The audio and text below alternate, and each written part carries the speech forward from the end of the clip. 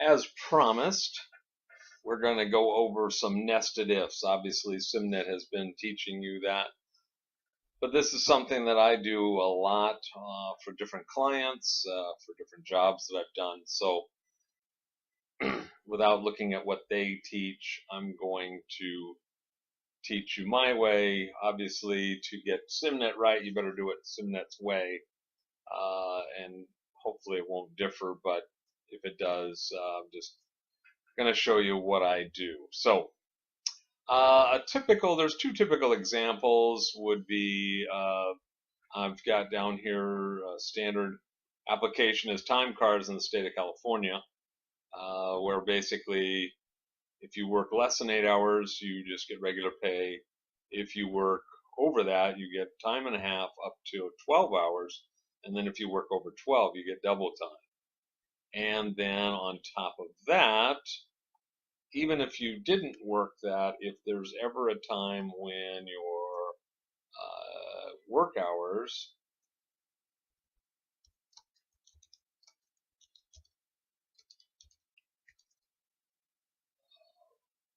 become greater than 40 in a week,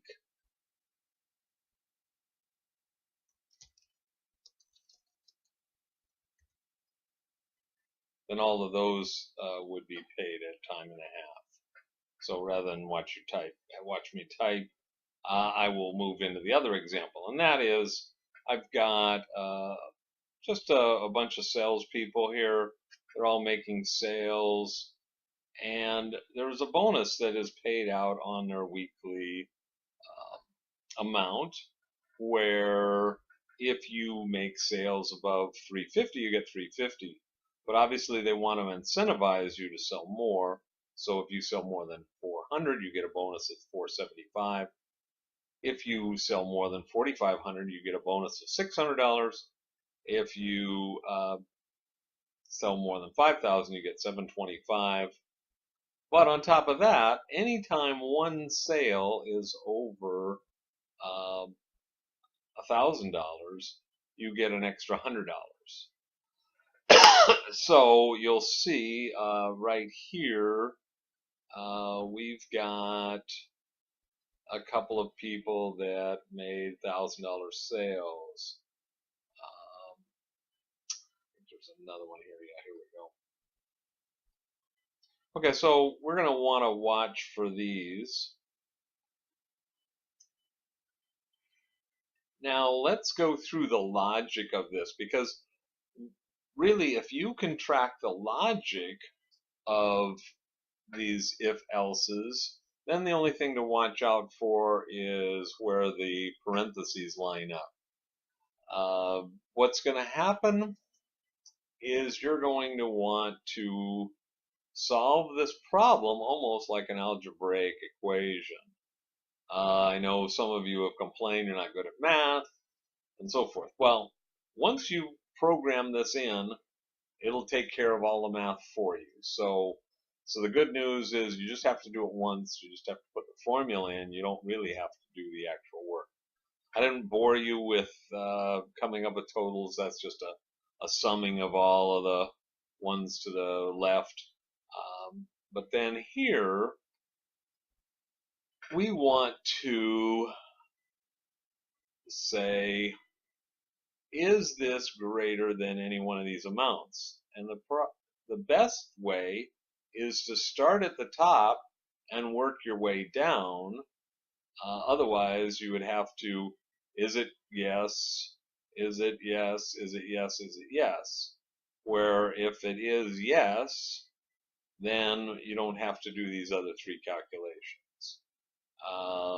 But either way, you could do it either way. That's the one thing that's interesting about spreadsheets, programming, anything on that order, is that there are multiple ways to do this. So let's take a look at what a formula might look like. We've got our if. Instead of actually hitting this function key and then typing it in, which let me just show you how that works. Okay, let's go to the if. and you can do logical test. If, I think it already knows that. So the logical test is this greater than, oh, if this is greater than 5,000,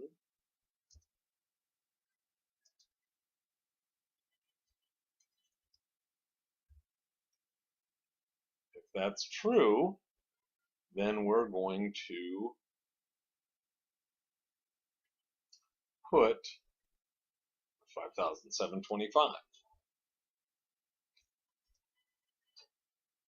And if it's not, see, the problem with using this function here is we want to say if, we want another if here. If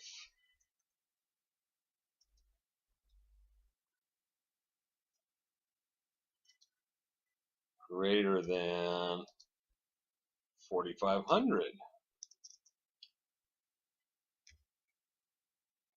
But then, where's my other if else? Okay, so that's not going to work. So I just start off by writing my equation. I hit the equal sign. That makes, and then I just put in my if. The logical test is if, I just scoot over here so I don't even have to think about that, greater than 5,000, then I'm going to put 725, else. Now, okay, now here's where it gets a little tricky. If it's not greater than, then we want to test for the next value. So that's part of the false statement of the first if.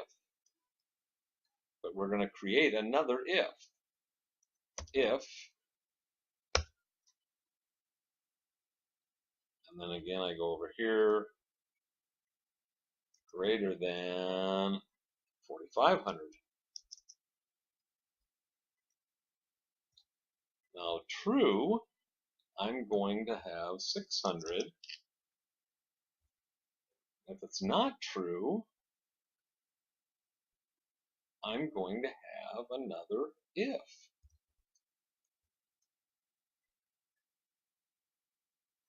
And then I just again go over here. If it's greater than 4,000, then I'm going to give them, what am I giving them? I think I'm giving them 425. I can't see it, it's buried. Okay, then if it's not greater than 4,000, so, oops, I'm supposed to give them 475. I'll come and fix that in a second. If my little number here is greater than 3,000, I'm going to give them 300. Now I'm at the end of all of the combinations, so what am I going to give them? I'm going to give them 0. They don't get a bonus if they don't sell more than 3,000 in a, oops, that's not a 0, that was an O. Okay, so now when I put the finish, then it pops me out to the, if you notice, down here, it pops me to the last one, so I need another. And if you notice, my reds line up. And then I need another one. And those are darker black or brown.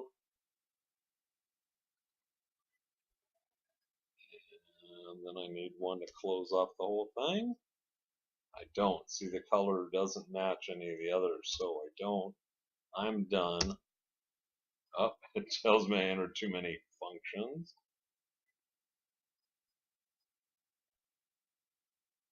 It's the end. Oh, that was the false. Okay.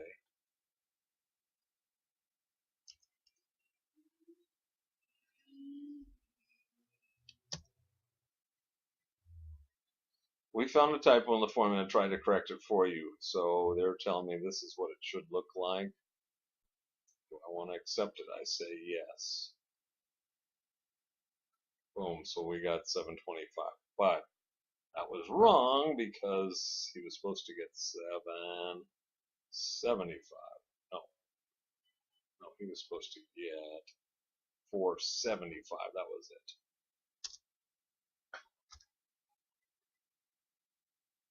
Okay, so now he gets his right bonus. Now the problem is he was supposed to get $200 more. Ooh, now what do we do? Let's take a look at these bonuses here and see what happens. I just cut and paste there, and so everything comes out right. It's 475. Oh, 725. Yes, 5,000. This person's above 5,000. This one's above 5,000. This one's above 3,500. Oh, I said if they're above 3,000, but in this case, there isn't anybody else, so I'll just leave that alone at the moment. But you would want to fix that, of course, in your real formula. And then this person's above 4.